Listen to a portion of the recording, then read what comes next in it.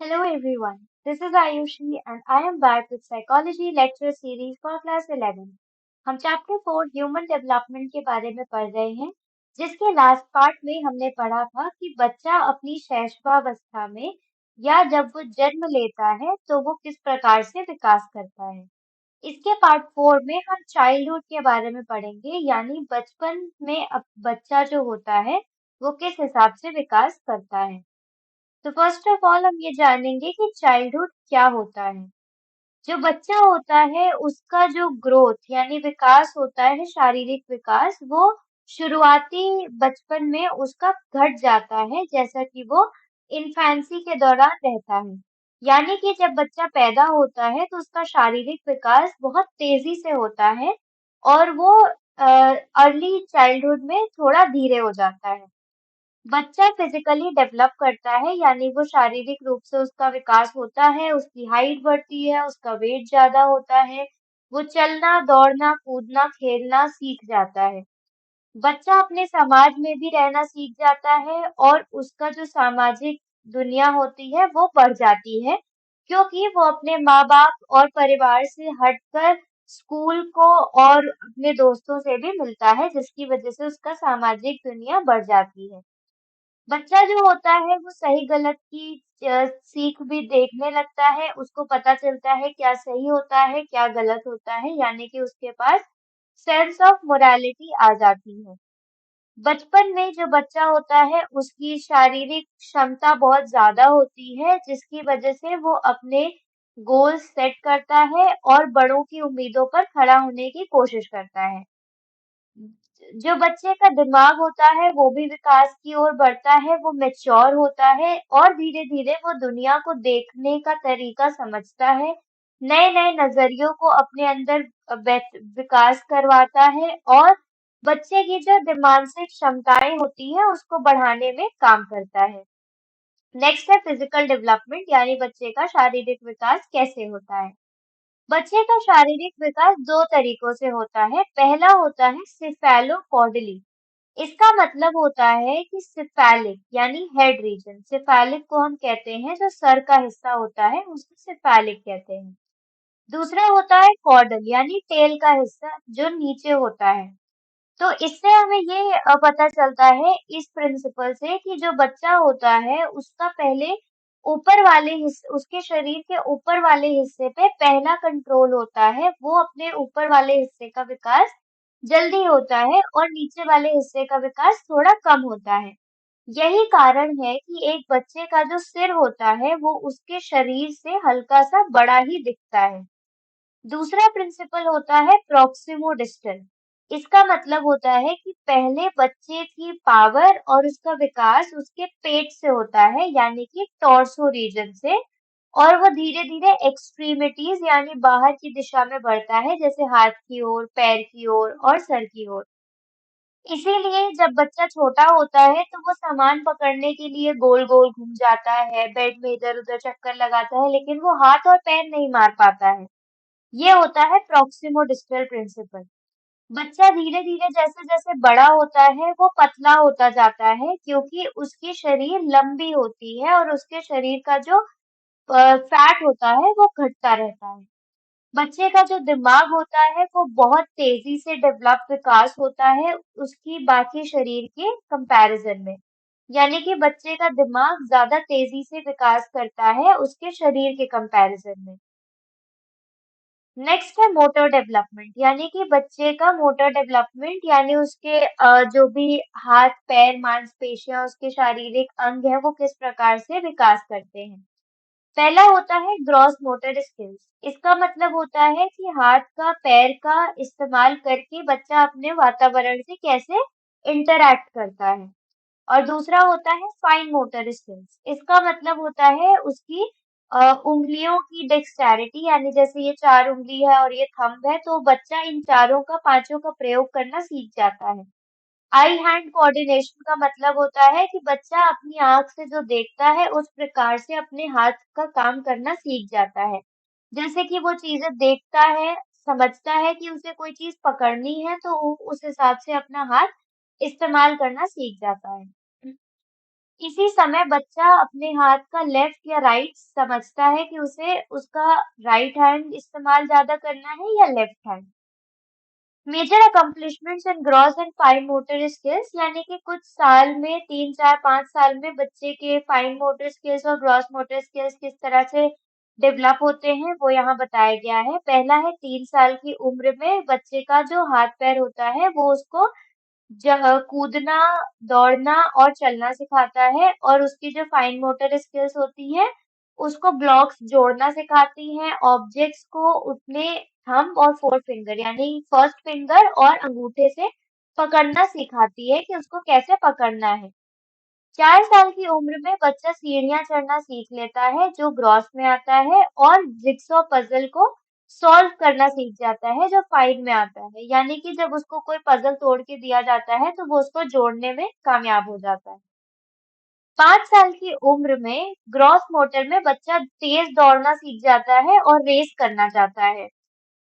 और fine motor skill में होता है कि बच्चे का जो हाथ होता है और उसकी पूरी शरीर उसकी आंख के साथ कोऑर्डिनेट करती है, और जो वो आंख से देखता है उस प्रकार से उसका हाथ और उसका शरीर काम करना शुरू कर देता है। नेक्स्ट है कॉग्निटिव डेवलपमेंट, यानी बच्चे का दिमाग का विकास कैसे होता है। इसके दो स्टेजेस होते हैं। पहला होता है प्री ऑपरेशनल स्टेज, जैसे कि हमने लास्ट लेक्चर में पढ़ा था। पियाजे ने बहुत सारे स्टेजेस दिए थे डेवलपमेंट के, जिससे हमें पता चलता था कि अलग अलग उम्र में बच्चा किस प्रकार से दिमागी विकास करता है। इसमें हम जानेंगे दो स्टेजेस के बारे में डिटेल में, जिसमें से पहला है प्री ऑपरेशनल स्टेज। ये 5 साल से 7 साल की उम्र तक के बच्चों के में पाया जाता है, यानी अर्ली चाइल्डहुड, बचपन के शुरुआती दौर में। इसमें बच्चा ऑब्जेक्ट परमानेंस सीख जाता है, यानी कि उसको ये समझ में आ जाता है अगर कोई वस्तु उसके सामने से हटा दी गई है तब भी वो इस दुनिया में एग्जिस्ट करती है, वो इस दुनिया में है।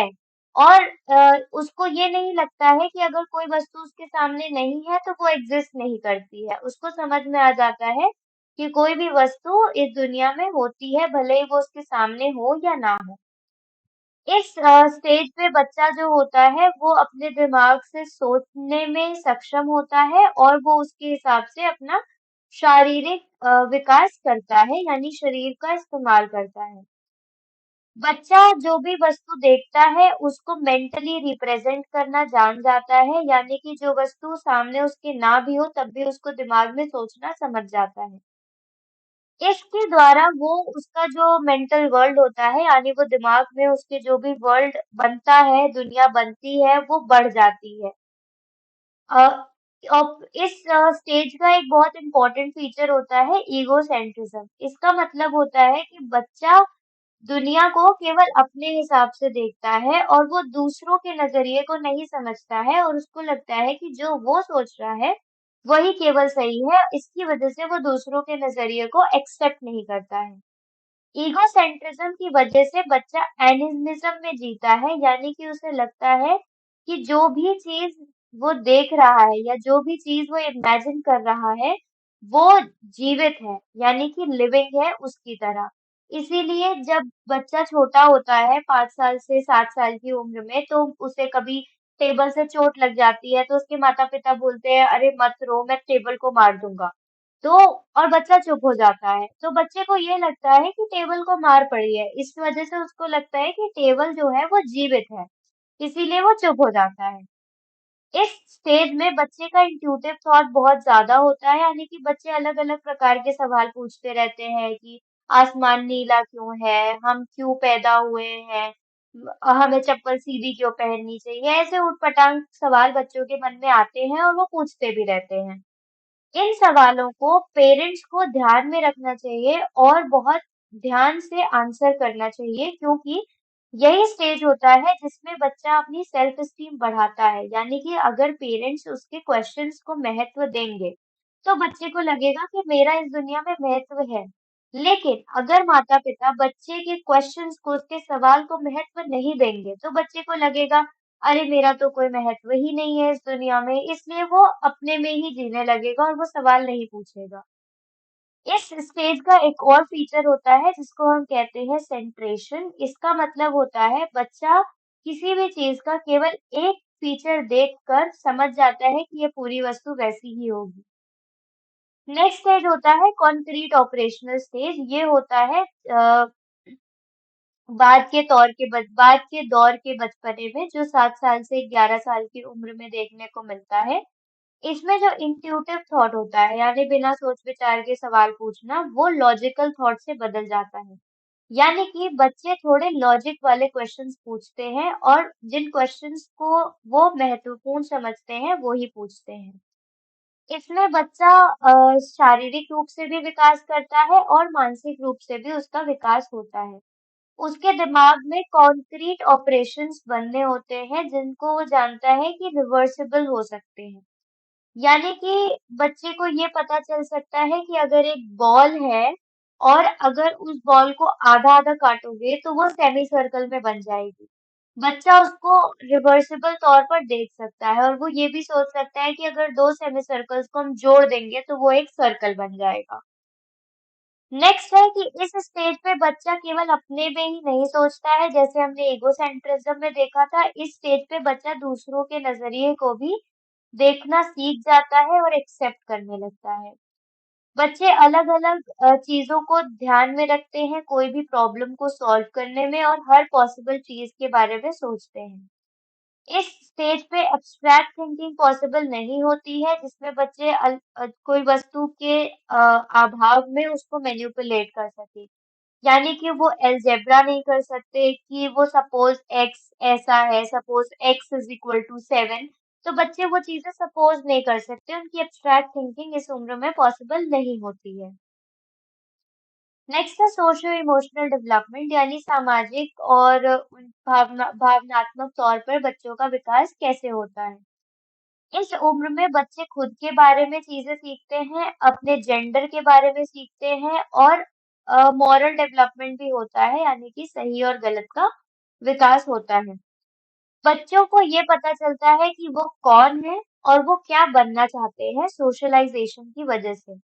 यानी वो सामाजिकता सीखते हैं और सामाजिक तौर पर वो ये समझते हैं कि वो कौन है और उन्हें क्या बनना है। इस स्टेज में बच्चे थोड़ी इंडिपेंडेंस भी सीख जाते हैं और वो अपनी चीजें अपने से करना पसंद करने लगते हैं। इस उम्र में जो पेरेंट्स बच्चों को रिस्पॉन्स देते हैं वो बहुत मतलब रखता है कि बच्चे इनिशिएटिव लेना सीखेंगे या वो गिल्ट महसूस करेंगे। यानी कि अगर बच्चे खुद से कोई काम करना सीखते हैं, सीखना चाहते हैं या करना पसंद करते हैं और उन्हें पेरेंट्स सपोर्ट करेंगे, तो बच्चे इनिशिएटिव लेने की कोशिश करेंगे, यानी वो चीज़ों को शुरुआत करेंगे। लेकिन वहीं पे अगर बच्चा कोई काम खुद से करना चाह रहा है, खुद से सीखना चाह रहा है और पेरेंट्स उसको हमेशा डाँटते रहते हैं, तो उस तौर पे बच्चे को गिल्ट महसूस होगा और वो चीज़ों को करना दोबारा शुरू नहीं कर पाएगा। इसमें बच्चे खुद के बारे में सीखना समझते हैं और अपनी शारीरिक चीजों के बारे में भी जानना सीखते हैं। मिडल और लेट चाइल्डहुड में बच्चे खुद को इंटरनल कैरेक्टरिस्टिक्स से बताते हैं, यानी कि आई एम ऑनेस्ट, मैं ईमानदार हूँ, आई एम हार्ड वर्किंग, मैं बहुत मेहनत करता हूँ। ये इंटरनल कैरेक्टरिस्टिक्स हैं जो बच्चे लेट चाइल्डहुड में बताना सीख जाते हैं। बच्चे अपना सोशल सेल्फ भी समझते हैं, यानी कि वो सामाजिक दुनिया में किस स्थान पर हैं और उनको लोग किस नजरिए से देखते हैं। नेक्स्ट है मॉरल डेवलपमेंट, यानी कि बच्चों का जो विकास होता है सही और गलत का, वो कैसे होता है। इस उम्र में बच्चे सही और गलत के बीच में भेद करना सीख जाते हैं। लॉरेंस कोलबर्ग नाम के साइकोलॉजिस्ट ने ये बताया था कि जैसे-जैसे बच्चे बड़े होते जाते हैं, उनका मॉरल डेवलपमेंट बढ़ता रहता है, यानी वो सही-गलत के बारे में और अच्छे से सीख जाते हैं, जो उनकी उम्र पर आधारित होता है। इसको बताने के लिए कोलबर्ग ने कुछ बच्चों का इंटरव्यू लिया था और उनको कुछ कहानियां बताई थी, जिसमें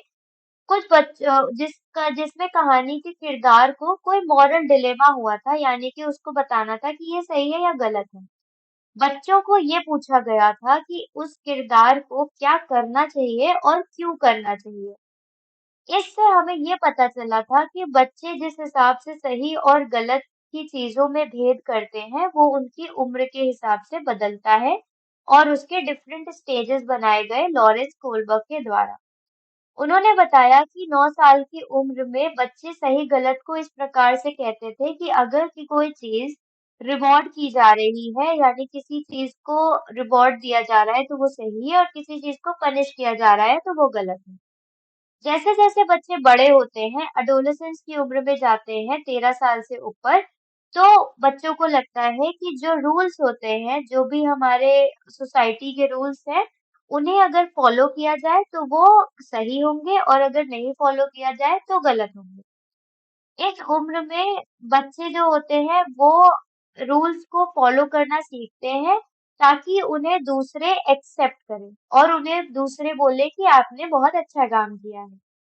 जैसे-जैसे बच्चे बड़े होते हैं, वो पर्सनल मॉरल कोड डेवलप करते हैं, यानी कि वो खुद से चीज़ों को सही-गलत का मायना देते हैं। यानी कि वो कहते हैं कि मैं ये चीज़ करूँगा तो सही है, भले ही वो रूल्स के तौर पर हो या ना हो। तो बच्चे जैसे-जैसे बड़े होते हैं, वो खुद से अपने मॉरल प्रिंसिपल्स बनाना शुरू कर देते हैं।